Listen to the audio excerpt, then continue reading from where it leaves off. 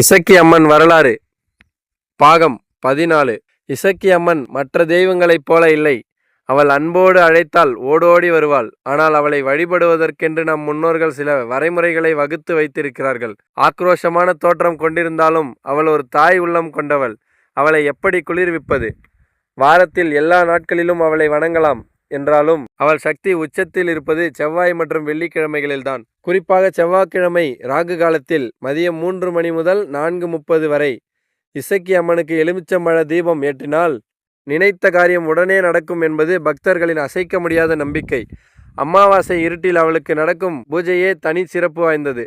அம்மனுக்கு பிடித்த படையல் என்ன தெரியுமா? விலை உயர்ந்த பட்டு புடவையை விட பக்தர்கள் தங்கள் கையால் செய்யும் சூடான சர்க்கரை பொங்கல் தான் அவளுக்கு உயிர். அவளின் கோபத்தை தணிக்க தயிர் சாதமும் எலுமிச்சையையும் படைப்பார்கள். சில கோவில்களில் வடை மாலை சாற்றும் வழக்கமும் உண்டு. எல்லாவற்றையும் விட செக்க சிவந்த அரளிப்பூ அவளுக்கு மிகவும் இஷ்டம். அந்த பூவை கொண்டு அர்ச்சனை செய்தால் அவள் மனம் குளிர்ந்து வரம் தருவாள். இசக்கி அம்மன் கையில் குழந்தையோடு இருப்பதற்கு ஒரு முக்கிய காரணம் உண்டு. பிள்ளைகள் வரம் இல்லாதவர்கள் இங்கு வந்து மடிப்பிச்சை ஏந்தி கோவிலின் மரத்தில் தொட்டில் கட்டினால் அடுத்த ஆண்டே அவர்கள் வீட்டில் மழலை சத்தம் கேட்கும். அவளே தாயாக மாறி அந்த வம்சத்தை காப்பாற்றுவாள். அதே சமயம் இது நீதிக்கான இடமும் கூட.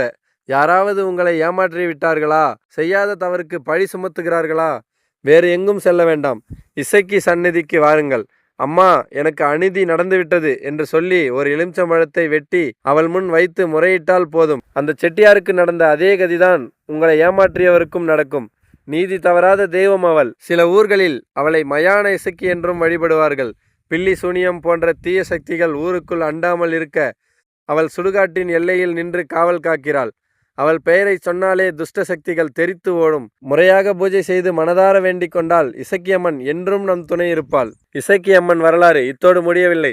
இன்றைய கலியுகத்தில் அவள் நிகழ்த்தும் அற்புதங்கள் என்ன தெரியுமா? மருத்துவர்களையே கைவிட்ட நோயை இசக்கி அம்மன் தீர்த்து வைத்த உண்மை சம்பவங்கள் வேண்டுமா? கண்ணீர் வரவழைக்கும் மெய்சிலிர்க்கும் கதைகள். கடைசி எபிசோடில் நம்பினோர் கெடுவதில்லை என்பது 4 மறை தீர்ப்பு. இது இசக்கி அம்மனுக்கும் பொருந்தும். சமீபத்தில் ஒரு பக்தனுக்கு அவள் நேரில் காட்சியளித்த அதிசயம் பற்றி தெரியுமா? வரலாற்றின் நிறைவு பகுதி, ஆனால் நம்பிக்கையின் தொடக்கம். மிஸ் பண்ணிடாதீர்கள். Final episode.